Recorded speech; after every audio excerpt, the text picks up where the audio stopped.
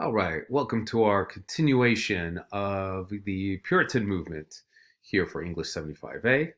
Hopefully you remember those previous points. I won't recap them right now, but one thing I will emphasize is that it is about an individual relationship. That contact with God, that contract with God is a really strong facet of that. And so is this idea of literacy. If you can read the Bible yourself, you can have a deeper meditation and communication with God because God's word's coming through the Bible to you and you can pray directly to God.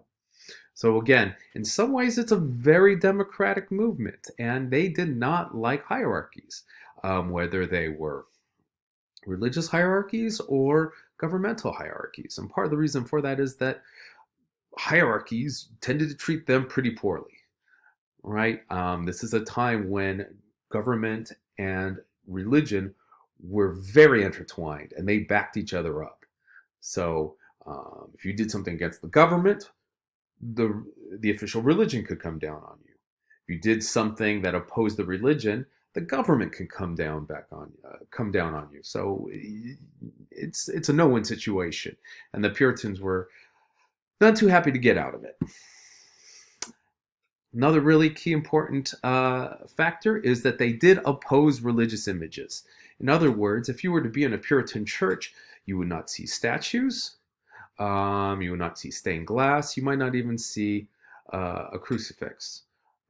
And the reason for this is that they considered religious images to be really close to idolatry. That is the worship of idols and not of a deity such as God himself or herself.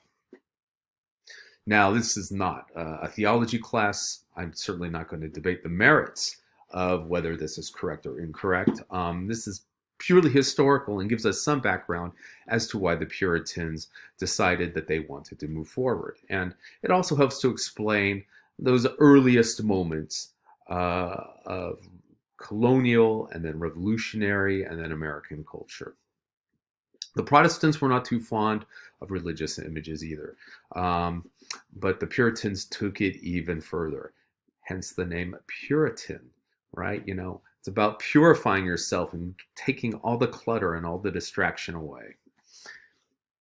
So, moving right along, I want to get a strong understanding of the Puritans and how they were different in doctrine from the majority Anglican religion of the time, which tended to control practically everything, at least back in the British Isles. We need to understand this nice little mnemonic called now. If we really want to understand how the Puritans differed in doctrine from the Anglicans and from the Catholics, there's a nice little mnemonic called the TULIP. And here we will show you how that works. Come on, buddy. Give me that. All right, there it is. There's our nice picture. And this mnemonic device is an acronym for 5 major tenets of the religion. The first one being total depravity. And that means that according to the Puritan faith, people are not by nature inclined to love God, and they are instead by nature inclined to serve their own interests selfishly. So in other words, there's something totally lacking and totally based in the human design. This is really harsh stuff. It's basically saying not only is there original sin, but there is something fundamentally wrong with the human recipe that makes it a selfish and unworthy being in God's eyes. So in other words, that's your baseline. That's your starting point. And then from there, it gets even better. Unconditional election. That's the U in TULIP. And what this means is people are elected to be God's chosen ones without condition. In other words, without any kind of outside influence. There is no condition that the average human could satisfy in order to become chosen or to become unchosen. God already knows who is going to heaven, who will be in God's graces and be with him for all of eternity, and who will not from the very beginning. And this goes back to the idea that God is omniscient, that he is all-knowing. So another more common term for this would be predestination. In other words, you're destined towards one outcome, one fate or another from the very, very beginning, before you even do anything. And once again, that's because God kind of has this big flow chart in front of him, and he kind of sees every decision everybody's going to make, and he knows exactly where everybody's going to end up. No chaos theory for the Puritans. Coming up next is limited atonement. Okay, before we go to limited atonement, I'll say one more thing about unconditional election or predestination. And there's a little poem that goes around with it. This certainly isn't a Puritan poem, but it's kind of a light-hearted take on the relationship of human free will to the Puritan doctrine. And it goes like this. You can and you can't, you will and you won't. You're damned if you do, and you're damned if you don't. So in other words, whatever decision you make, your destiny has already been laid out for you. That third point of doctrine is limited atonement. And what that means basically is when Jesus atoned for humans' original sin, according to the Christian faith, that atonement would atone for not everybody's original sin. It would not save everybody. It would only save those who God had already chosen. And then coming up, we have irresistible grace. And what this basically says is that God's grace, God's ability to protect and bless you and raise you up, it's like a tractor beam, but like a good one.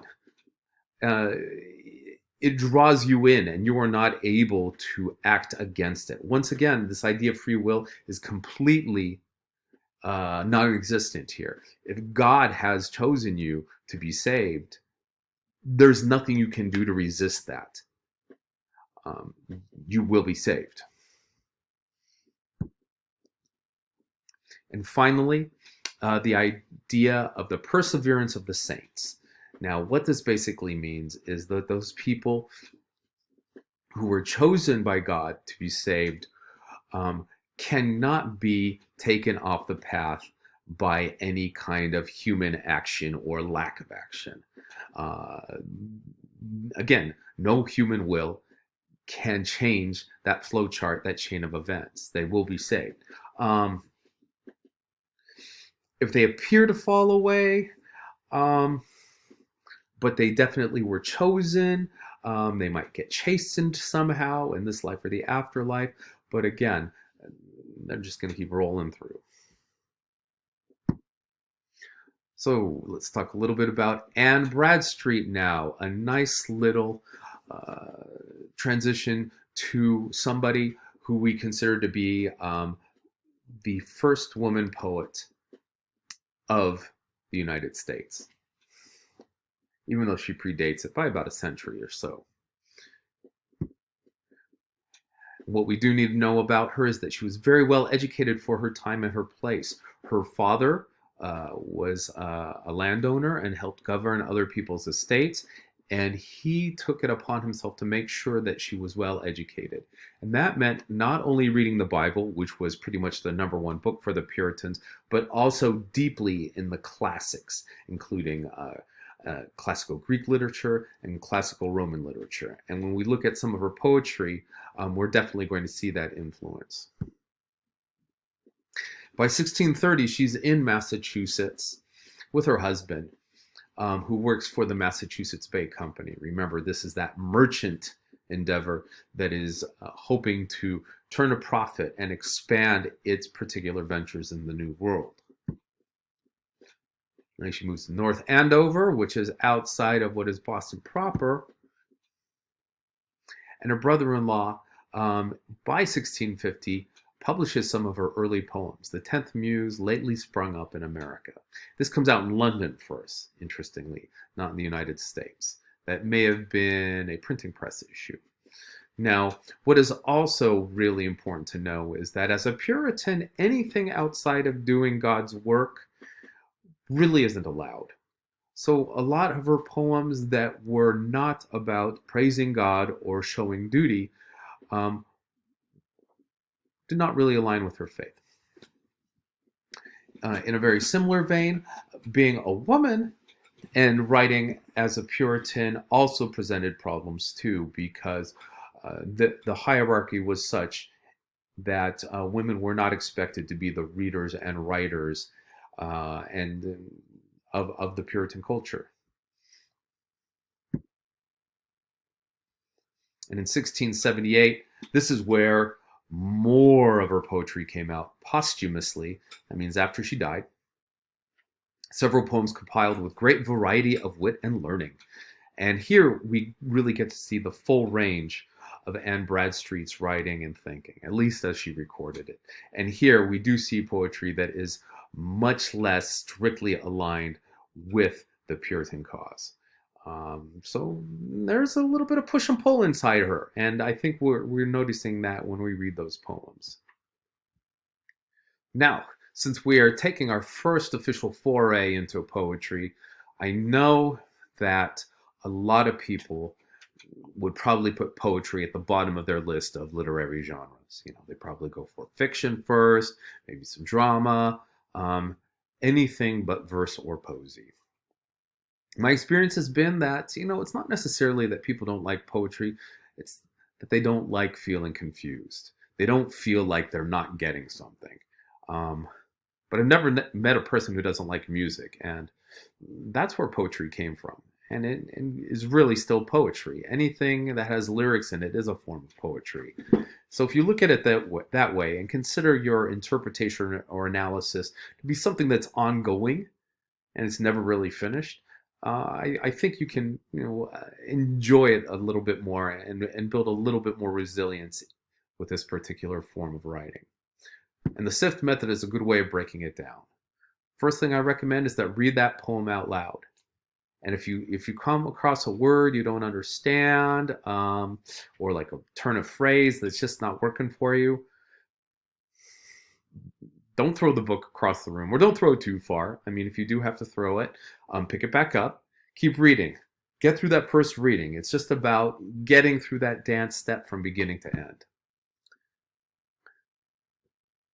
Then read it through a second time, look up words you don't know, put some quick definitions in the margin. Most of you can just talk into your phones or into your pads or your computers and say, define this word. And Siri or Alexa or some other digital entity, which may or may not have a soul, will give you that definition. Finally, looking at SIFTT will help you think of different ways you can look at literary elements. And that's another acronym that includes symbolism. What objects or things are standing in for something else. The I stands for imagery, and that includes sensory detailing. What kinds of words or phrases are being used to paint a visual picture for us in a poem? Or it could be a sound picture. Anything that helps describe what we might see or feel or smell or taste or hear, all of that falls under imagery. Then we have figurative language, metaphors, similes, personification, and a host of others. Language that helps us understand something by creating a relationship with something that it is not. Then we have theme. Now think about what the themes are of that poem. And remember, a theme is just a large idea that is being explored inside a work of literature, whether it be fiction or nonfiction. A theme could be something as simple as exploration, or the promise of the new world, or a justification of slavery, as we saw with some of our earlier writers. And then finally, the last T is tone. And tone means that mental or